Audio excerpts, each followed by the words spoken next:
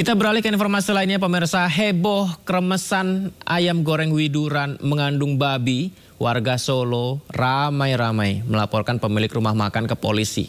Warga merasa tertipu karena puluhan tahun karena ketidakjujuran pemilik rumah makan yang tidak mencantumkan logo non halal di produknya.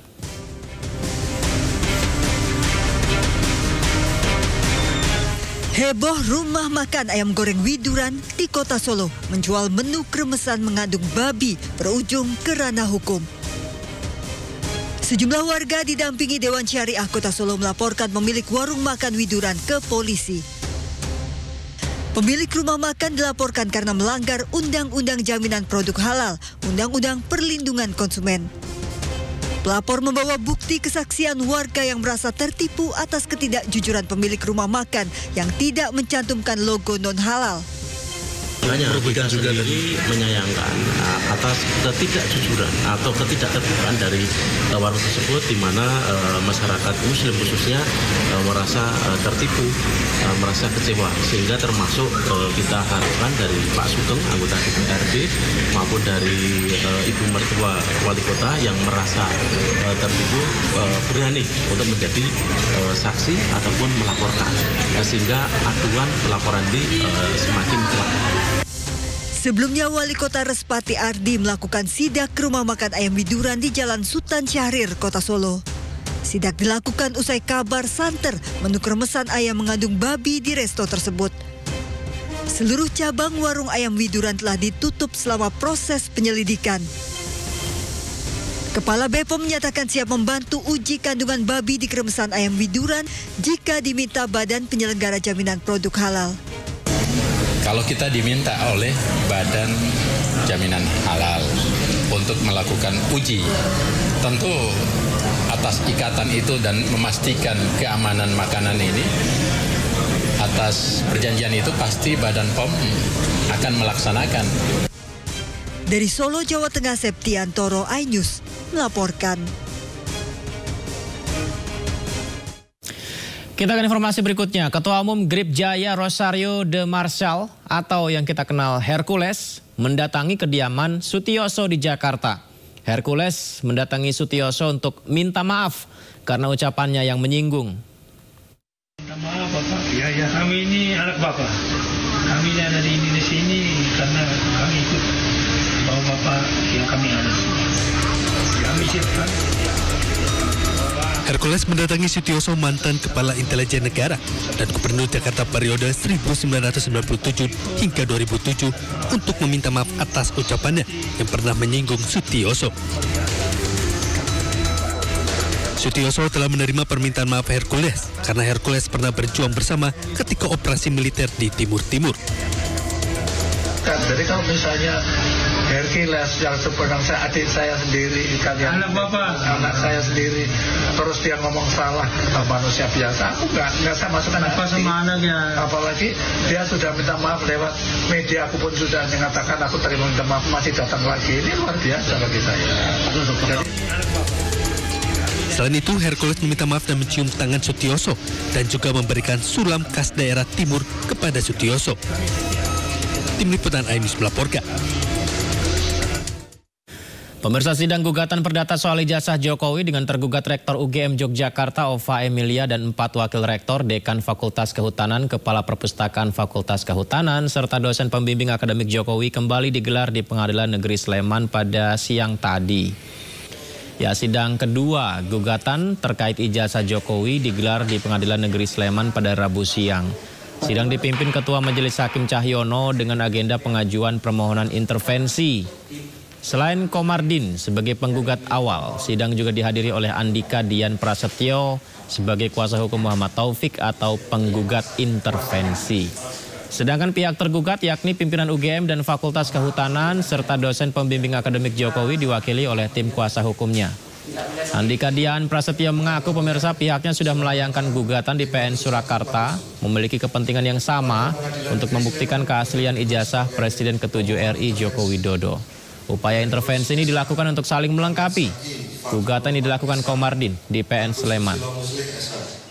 izin pengacara intervensi sebagai fogging. Jadi karena kaitannya kami ini kan menggugat di PN Surakarta. Nah di situ kami berkepentingan untuk sama-sama membuktikan keaslian dari ijazah Pak Jokowi. Kira-kira begitu.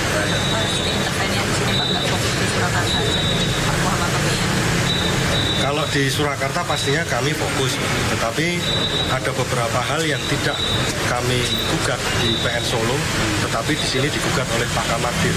Dan informasi tersebut atau fakta-fakta persidangan nantinya akan saling berkolaborasi, saling melengkapi. Jadi dari antara gugatan kami di PN Solo dan gugatan Pak Kamarudin di...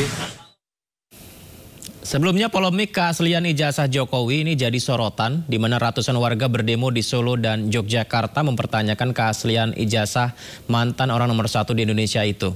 Gaduh polemik keaslian ijazah Jokowi ini pun berlanjut ke ranah hukum dan disidang di PN Solo dan PN Sleman.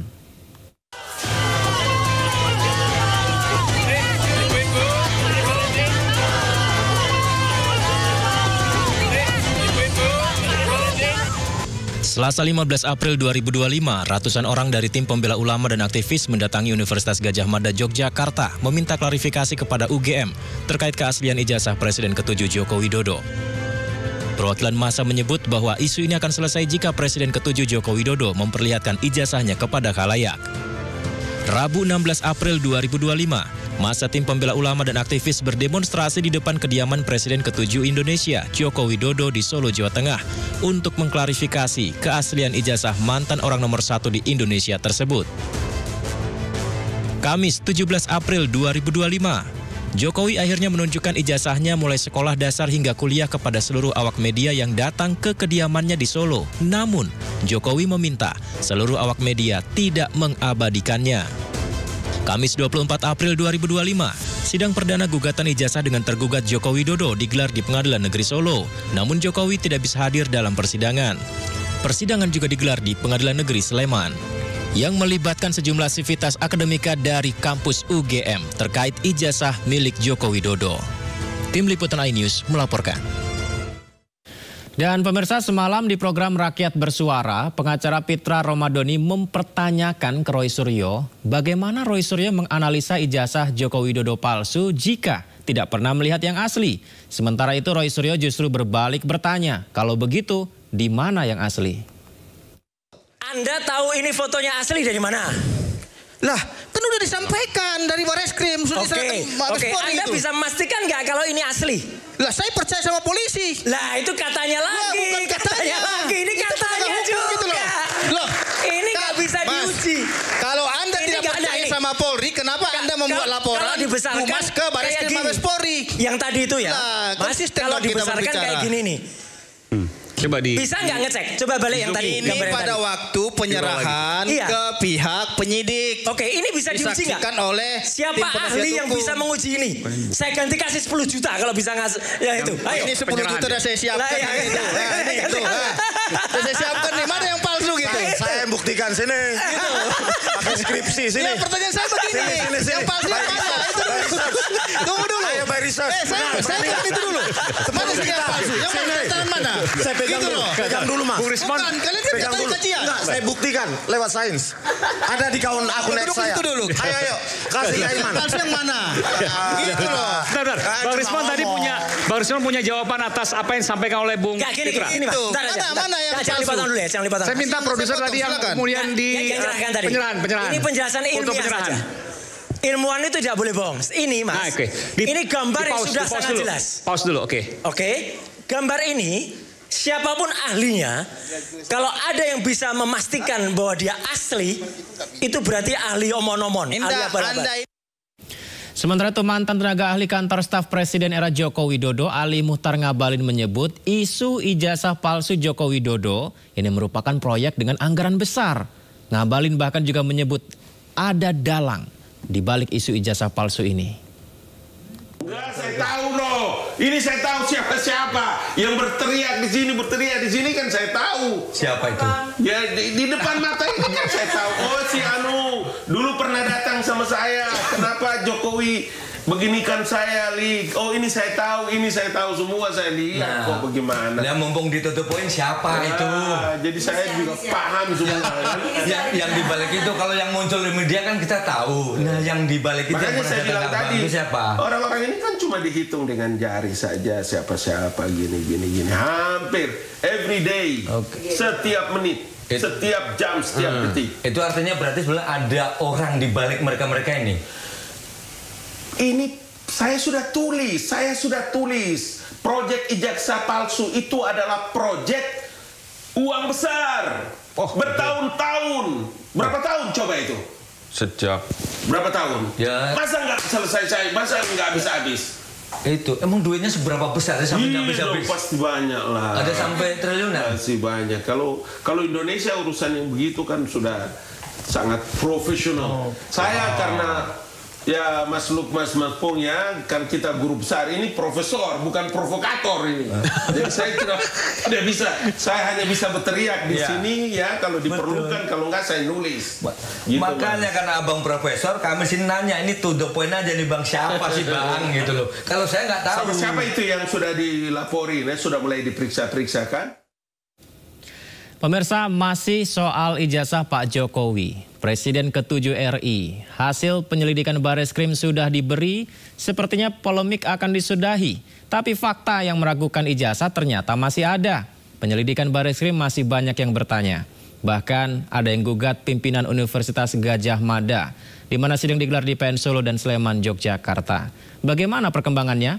Sudah terhubung bersama kami pihak penggugat Andika Dian Prasetyo, pakar hukum pidana Suparji Ahmad, serta Waketum Projo Freddy Alex Damanik. Saya sapa narasumber saya. Selamat malam, assalamualaikum semuanya. Apa kabar?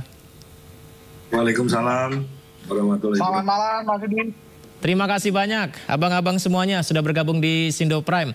Saya izin pertama ke Bang Andika dulu. Jadi Bang Andika, kan kita selama ini mendengar banyak tentang yang di Jakarta ya, tentang ijazah Pak Jokowi ini. Nah kalau di PN Sleman, PN Solo ini perkembangannya seperti apa Bang Andika? Kami dengar tadi ada intervensi ya di PN Sleman. Iya, jadi bisa saya jelaskan dulu dari awal ya. Siap. Jadi kami pertamanya kan menggugat ijazahnya Pak Jokowi itu kan kami sebagai kuasa hukum dari Dr. Muhammad Taufik lah, ini kan menggugat ijazah Pak Jokowi ini di PN Surakarta. Nah setelahnya ketika ada gugatan juga dari Insinyur Kamardin, nah ini kami karena merasa berkepentingan prinsipal kami, maka kami mengajukan juga sebagai pihak ketiga, masuk sebagai intervensi dengan posisi sebagai voguing atau mendukung dari pernyataan penggugat, kira-kira begitu. Lantas perkembangannya dari persidangan-persidangan yang berjalan sekarang ini sampai di titik mana, Bang Andika? Untuk PN Surakarta sendiri kan kemarin mediasi sudah tidak menemui deadlock, kata sepakat, jadi bisa dikatakan deadlock. Nanti tanggal 2 itu di PN Surakarta sudah mulai sidang lagi ke pokok perkara, kira-kira begitu. Kalau untuk di PN Sleman tadi dari pihak kami membacakan isi dari permohonan intervensi sebagai voguing di majelis, dan kemudian nanti akan ditanggapi oleh para penggugat dan tergugat itu di minggu depan, kira-kira begitu. Berarti yang di PN Sleman ini yang digugat adalah pihak kampus UGM, Bang Andika? Bagaimana? Yang digugat di PN Sleman ini pihak kampus dari UGM terkait ijazah tersebut, betulkah demikian? Kalau untuk dari gugatan Insinyur Kamardin memang dari UGM, jadi dari rektor dan lain sebagainya. Tapi kami berposisi sebagai penggugat intervensi, jadi kami ikut begitu. Jadi melengkapi ya masing-masing dengan gugatan tersebut ya. Kemudian begini Bang Andika, kita tahu yang di Jakarta, Barreskrim sudah menyampaikan bahwa ijazah Jokowi palsu. Meskipun ada yang memperdebatkan ini hanya lisan saja, tidak dilihatkan langsung ijazah tersebut. Apakah ini mempengaruhi dari teman-teman yang sedang berproses di Sleman dan di Solo ini? Jadi kami rasa boleh ya, nanti kan dari Barreskrim kan sudah mengeluarkan statement resmi dengan rilis pers kemarin ya, dengan membandingkan ijazahnya Pak Jokowi dengan ijazah dari teman-temannya, kan begitu. Jadi kalau menurut saya itu bahasa yang keluar itu bahwa ijazahnya Pak Jokowi itu asli, itu menurut saya apa ya istilahnya, melangkahi beberapa penegak hukum dari kejaksaan, dari pengadilan, atau dari kan pengacaranya pun juga tidak diperhitungkan, kan begitu, karena dari Barreskrim sendiri langsung menyatakan bahwa ijazah itu asli. Tetapi kami menyayangkan itu juga, karena sepengetahuan kami kan kalau membandingkan sesuatu barang bukti ya, itu kan bisa mengatakan bahwa ini identik atau bagaimana. Itu pun juga kami meragukan kalau identik, karena setiap ijazah walaupun dikeluarkan pada hari yang sama, karena ijazah ini kan prinsipnya kan dipunyai oleh individu, jadi isinya pun pasti berbeda. Karena di situ ada namanya, nama setiap orang kan berbeda, nama setiap lulusannya kan berbeda. Itu tidak bisa disebut sebagai identik, kan begitu. Apalagi tidak disertai dengan keterangan seperti keterangan seperti belangkonya itu dikeluarkan pada tahun berapa, terus uji tes tinta dan lain sebagainya. Itu tidak diberikan keterangan seperti itu ya wajar kalau menurut kami itu meragukan. Baik, Bang Freddy, ya meskipun Barreskrim sudah menyampaikan bahwa ijazah ini asli, tapi beberapa penggugat bahkan teman-teman di Yogyakarta dan juga di Solo ini tetap melanjutkan proses hukumnya. Ini Bang Freddy seperti apa? Apakah memang ya proses hukum harus tetap berjalan, ataukah harus menghormati dari Barreskrim bahwa inilah ijazah aslinya? Ya, terima kasih. Negara ini kan negara demokrasi, ya kan, negara hukum. Jadi siapa saja yang merasa dirugikan, ya kepentingannya berhak dalam konteks ini mengajukan gugatan perdata misalnya, ya silakan saja. Tapi kan semua juga ada koridor hukumnya, diatur juga di dalam hukum acara perdata, hukum perdata, masalah pembuktiannya, kan begitu. Ya, kemudian juga apa kepentingan hukum, apa hubungan hukum, semua di situ nanti akan dilihat.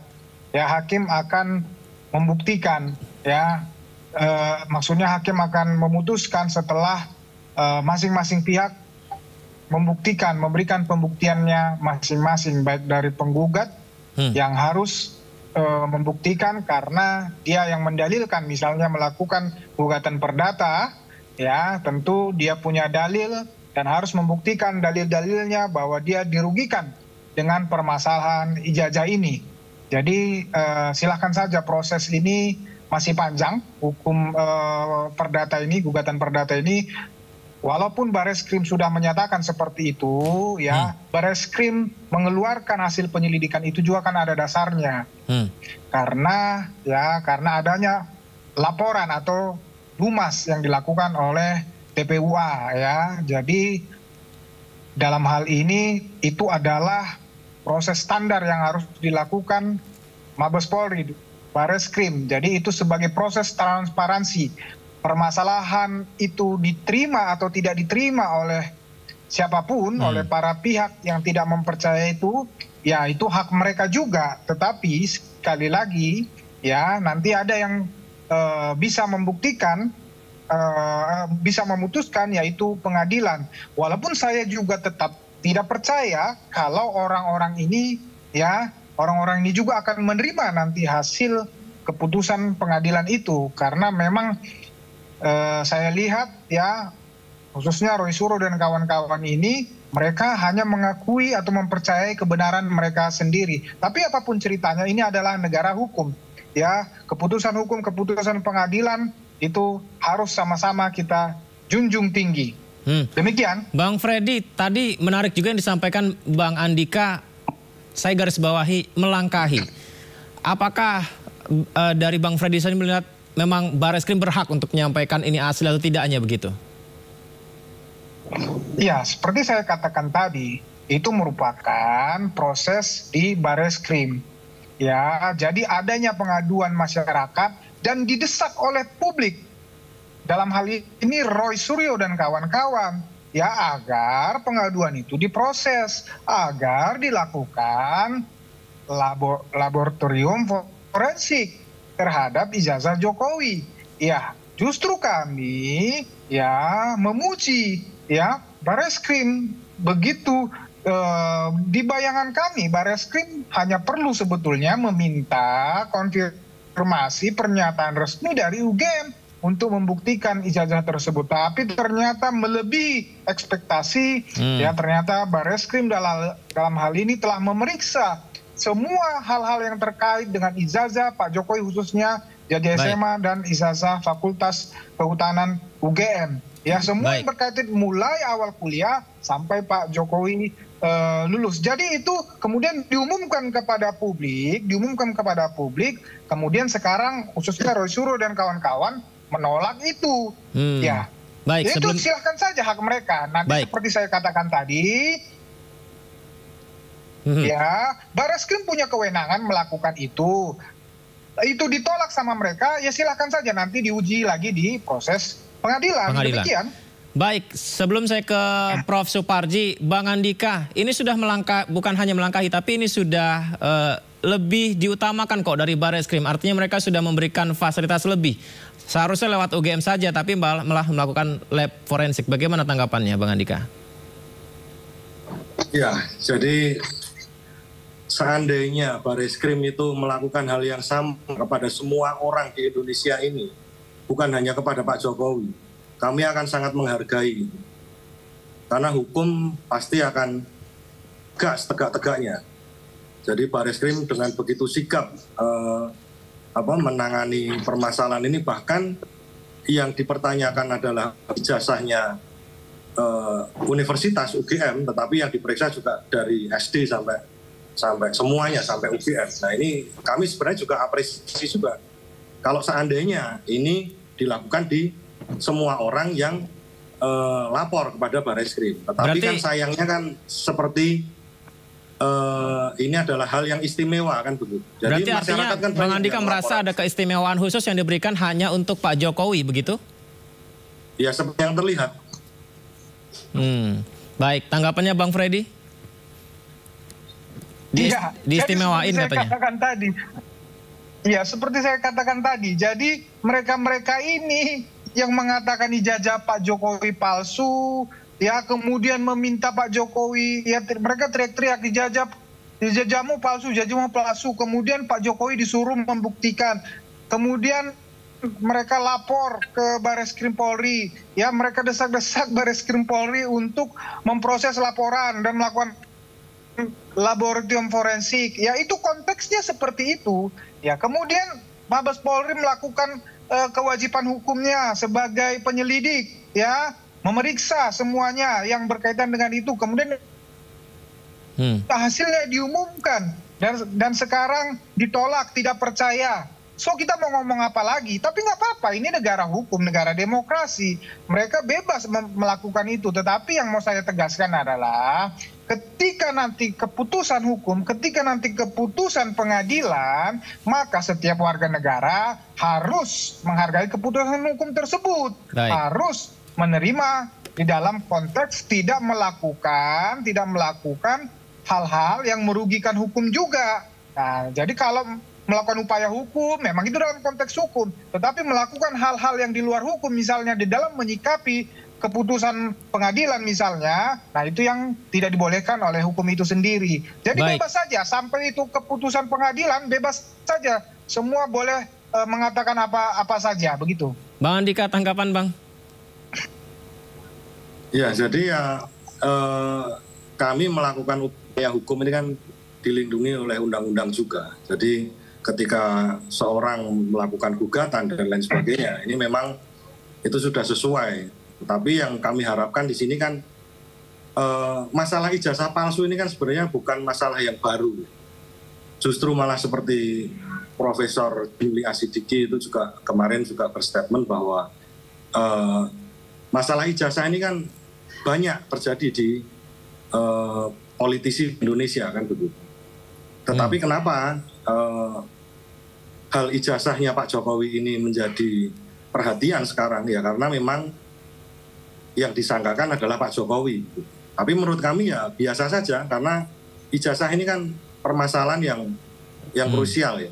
Jadi kalau menurut kami ya kami akan menaati semua putusan hukum. Baik. Tapi kami juga akan melakukan upaya-upaya yang memungkinkan dan masih dalam koridor hukum. Kira-kira begitu. Baik, Prof. Suparji. Saya mungkin ingin mewakili netizen ya Prof ya untuk pertanyaan-pertanyaan tentang ijazah Pak Jokowi ini yang masih jadi pro dan kontra lah di media sosial juga dibahas juga masyarakat. Yang pertama adalah apakah ketika ijazah ini diduga palsu, pembuktiannya adalah tinggal memperlihatkannya saja kepada publik atau memang harus diselidiki oleh pihak kepolisian bahkan masuk ke pengadilan, dan apakah ketika polisi memberikan pengumuman ijazah tersebut palsu atau tidak, ini tidak harus memperlihatkan ijazah aslinya, tapi cukup dengan lisan hasil-hasil penyelidikannya saja? Ya, pertama izinkan saya sebelum menjawab pertanyaan tadi itu, saya ingin memberikan perhatian kepada kita semuanya, bagaimana kita mengembangkan narasi yang berguna buat bangsa dan negara ini. Terlalu banyak energi kita yang kemudian tersedot ya untuk hal-hal yang sebetulnya tidak produktif buat kepentingan masyarakat gitu. Dan yang kedua saya kira ini adalah soal trust gitu, soal kepercayaan. Yang tadi Mas Alek gitu ya, sampai kapanpun kalau sudah tidak percaya kan susah untuk membangun kepercayaan. Dan yang ketiga adalah bagaimana kita tidak membangun monopoli kebenaran dengan mengajukan dirinya sebagai kebenaran melalui pembenaran-pembenaran. Kita harus membangun suatu proses yang objektif dan rasional, bukan subjektif emosional. Maka kembali pada soal pertanyaan tadi itu, apakah kemudian bahwa selesai perkara ini dengan cukup ya disampaikan oleh Barreskrim? Saya kira tentunya tidak gitu. Kalau dalam perspektif hukum pidana, kan itu kan ada 5 alat bukti, yaitu saksi, surat, petunjuk, ahli, kemudian keterangan terdakwa kalau dalam sebuah persidangan. Setidak-tidaknya alat bukti itu yang kemudian bisa diolah, dipakai adalah saksi dan surat, dan kemudian petunjuk. Dan mungkin saja saya menduga bahwa penyelidik dalam konteks mengatakan ini identik, mengatakan ini asli adalah setelah melalui proses pembuktian, yaitu memanggil para saksi, menggunakan surat-surat yang terkait, dan kemudian menganalisis dengan menggunakan petunjuk. Jadi sekali lagi kita tidak bisa kemudian mensimplifikasi, menyederhanakan bahwa apa yang disampaikan oleh Barreskrim semata-mata sebuah ucapan secara lisan, tetapi adalah melalui proses pembuktian. Yang tujuannya penyelidikan kemarin kan dalam rangka untuk menentukan peristiwa pidana adanya pemalsuan atau tidak. Dalam proses itulah kemudian ada klarifikasi, ada interview, dan kemudian sampai pada sebuah pandangan tidak ada kepalsuan, sampai kemudian identik dan kemudian mengatakan asli. Tetapi proses tadi itu adalah masih pada tahap penyelidikan. Namun pada sisi yang lain sebetulnya, yang berkembang di Sleman, yang berkembang di Solo, itulah konteksnya berbeda. Ini kaitannya dengan gugatan perdata, kekuatan perbuatan melawan hukum, 1365 KUH Perdata, di mana para penggugat memandang bahwa UGM itu adalah telah membiarkan terjadi kegaduhan yang menciptakan gangguan perekonomian nasional sehingga digugat 69 triliun. Gugatan yang dilayangkan oleh penggugat di Sleman itu kalau tidak salah adalah gugatan perbuatan melawan hukum yang dasarnya adalah 1365 KUH Perdata yang para penggugat mendalilkan adanya kerugian akibat ijazah yang tidak jelas atau ijazah yang diduga palsu atau ijazah yang menjadi polemik berkepanjangan. Maka masyarakat yang merasa dirugikan itulah kemudian menggugat. Jadi harus dicerahkan kepada publik, pada kita semuanya, ada 2 hal yang berbeda. Di Barreskrim, di Polda Metro Jaya juga sangat berbeda. konteksnya Polda Metro Jaya adalah Pak Jokowi melaporkan orang-orang tertentu yang dianggap mencemarkan nama baik, yang dianggap memfitnah, yang dianggap menghasut, kemudian dianggap melakukan pelanggaran Undang-Undang ITE.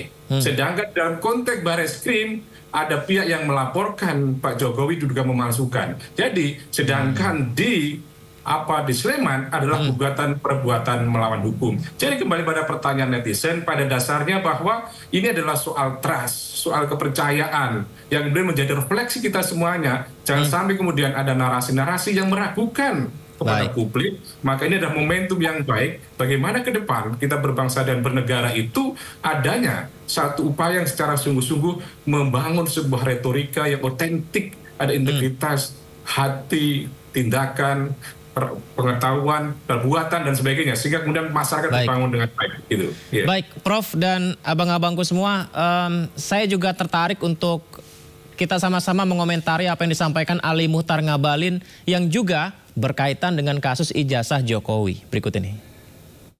Enggak, saya tahu loh. Ini saya tahu siapa-siapa yang berteriak di sini kan saya tahu. Siapa itu? Ya di depan mata ini kan saya tahu. Oh si Anu dulu pernah datang sama saya. Kenapa Jokowi beginikan saya, Li? Oh ini saya tahu semua saya lihat. Kok bagaimana? Ya mumpung ditutup poin siapa itu? Jadi saya juga paham semua.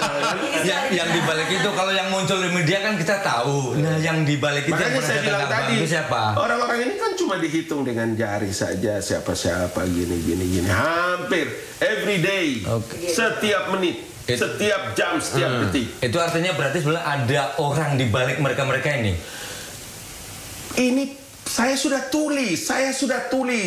Proyek ijazah palsu itu adalah proyek uang besar. Bertahun-tahun. Berapa tahun coba itu? Sejak berapa tahun? Ya. Masa nggak selesai? Masa nggak habis?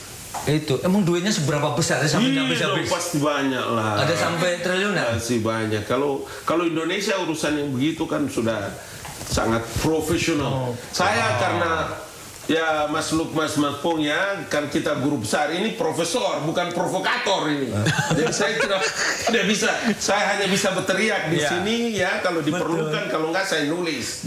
Gitu, makanya karena abang profesor, kami sini nanya ini to the point aja nih bang, siapa sih bang gitu loh. Kalau saya nggak tahu. Siapa itu yang sudah dilaporin, sudah mulai diperiksa kan? Baik, Bang Andika, izin Bang, kalau saya ngambil kesimpulan dari yang disampaikan Pak Ngabalin tadi adalah begini. Ada dalang, bahkan beliau menyebut proyek dugaan ijazah palsu dan ada uang besar di balik dugaan ijazah palsu ini semua. Ini gimana Bang Andika? Ya kalau saya sih mengapresiasi ya, apalagi tadi kan Pak Ali Ngabalin kan bilang bahwa dia itu kan statementnya seperti itu kan karena profesor dan lain sebagainya. Tetapi yang sampaikan itu kan kita juga harus mengingat bahwa Pak Ali Ngabalin ini kan juga seorang politisi kan begitu. Jadi apa yang disampaikan beliau ini kan juga punya niatan kan begitu. Tapi kalau dari kami kalau boleh klarifikasi. Jadi gugatan ini adalah keresahan kami sebagai warga negara Indonesia yang sesuai dengan Undang-Undang Dasar dan lain sebagainya, bahwa kita ini kan sama di mata hukum. Jadi ketika ada beberapa pejabat yang tersandung masalah ijazah, ini kan sudah umum ya. Nah ini kan kami juga ingin membuktikan, karena yang kami ketahui bahwa ijazah palsu ini kan pertama kalinya kan yang menyuarakan kan Bambang Tri kan begitu. Bambang Tri, kemudian dikaitkan dengan Gus Nur juga, sampai ada gugatan dari Pak Egy Sujana, terus selanjutnya sampai Gus Nur sekarang sudah selesai itu. Sampai hari ini pun kan ijazahnya Pak Jokowi kan belum pernah ditunjukkan ke publik. Baik, berarti yang dilakukan upaya Bang Andika dan kawan-kawan di Sleman dan di Solo tidak ada dalang di balik ini semua. Semuanya murni karena ingin membuktikan saja sebagai warga negara hak konstitusionalnya.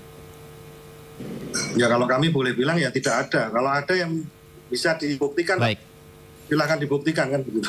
Baik, Bang Freddy, saya minta ditanggapi. Singkat saja, Bang, silakan. Ya, saya tidak tahu yang siapa atau apa yang dimaksud Bang Ngabalin itu. Cuma saya bisa katakan begini, saya setuju bahwa orang-orang yang di belakang ini mempunyai niat jahat, mens rea. Ya, kenapa saya katakan seperti itu? Karena seperti saya bilang tadi, sebetulnya betul sudah banyak. Ini simple nih pembuktian ijazah ini. Ya, UGM mengatakan karena selaku penerbit mengatakan ijazah palsu harusnya selesai. Namun setelah dinyatakan UGM bahkan ya dikuatkan dengan hasil penyelidikan Bareskrim Mabes Polri, orang-orang ini masih teriak-teriak terus. Berarti memang mens reanya niatnya jahat. Niatnya jahat untuk menyerang Pak Jokowi. Dari situ sudah kelihatan ya. Logika, tapi nggak apa-apa. Kami merespon seperti kata Pak Jokowi ya, dari survei misalnya ternyata di Indonesia ini masih lebih banyak orang yang mempunyai logika sehat ya. Hampir 70% atau 67% yang percaya bahwa Pak Jokowi tidak mungkin memasukkan ijazahnya, bahwa ijazah Pak Jokowi asli. Itu yang bisa kami sampaikan. Terima kasih. Bang Freddy, Bang Andika, saya waktu kita terbatas. Prof. Suparji, mungkin saya minta kesimpulan singkat dari perbincangan kita semua ini. Prof. Suparji. Kesimpulannya singkat. Janji yang ditepati adalah kunci kepercayaan. Jadi kalau mendapatkan kepercayaan, janji-janji yang telah disampaikan tepatilah.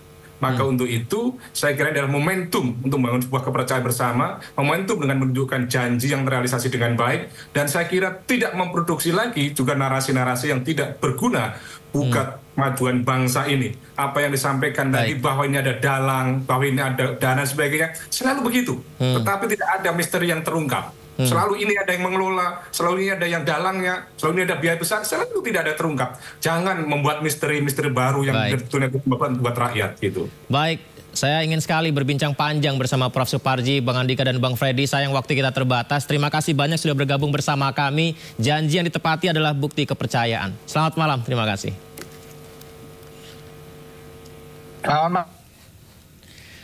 Ya pemirsa, beragam informasi menarik masih akan kami hadirkan untuk Anda terkait juga tentang seputar ibadah haji. Tetap bersama kami, Sindo Prime segera kembali.